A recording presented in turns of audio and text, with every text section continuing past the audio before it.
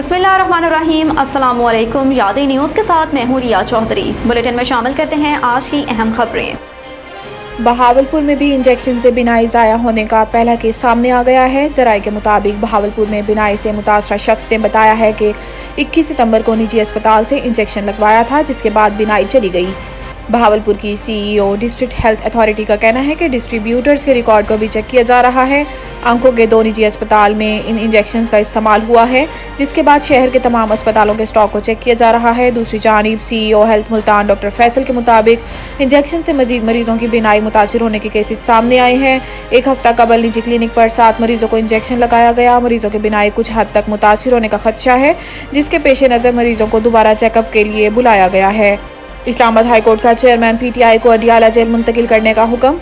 Chairman PTI की jail सहूलियात से मुतालिक दरखास्त पर समाअत chief justice Islamabad high court Aamir Farooq ने की।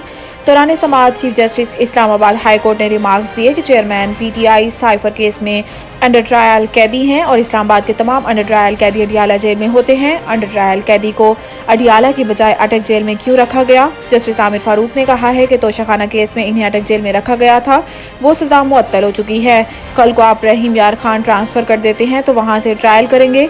इस्लामाबाद हाई कोर्ट ने additional attorney general Munawwar Iqbal Dogal से जवाब तलब कर लिया। चीफ जस्टिस इस्लामाबाद ने रिमार्क्स दिए कि कानून के मुताबिक इस्लामाबाद के अंडर ट्रायल कैदी को अडियाला जेल में होना चाहिए। चेयरमैन पीटीआई को अडियाला जेल शिफ्ट करें।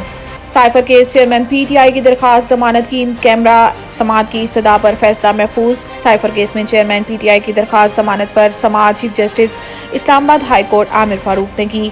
दरखास्त गुजार की जानिब से बैरिस्टर सलमान सफदर, जबकि साइफर केस में prosecutor FIA Shah Khawar advocate भी अदालत में पेश हुए।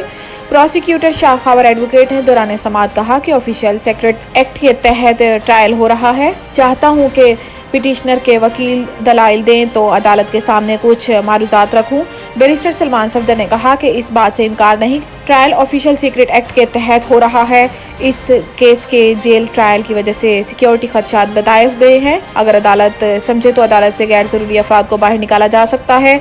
शाह खावर एडवोकेट ने इस्तदा की कि बैरिस्टर सलमान सफदर ये दलाइल कर लें, जब मैं दलाइल दूं तो इन कैमरा प्रोसीडिंग कर लें। Chief justice Islamabad high court ने रिमार्क्स दिए कि केस का रिकॉर्ड देख लूं, फिर तय करेंगे कि इसको किस तरह लेकर चलना है। रिकॉर्ड देखकर ऑर्डर पास करूंगा, करना क्या है।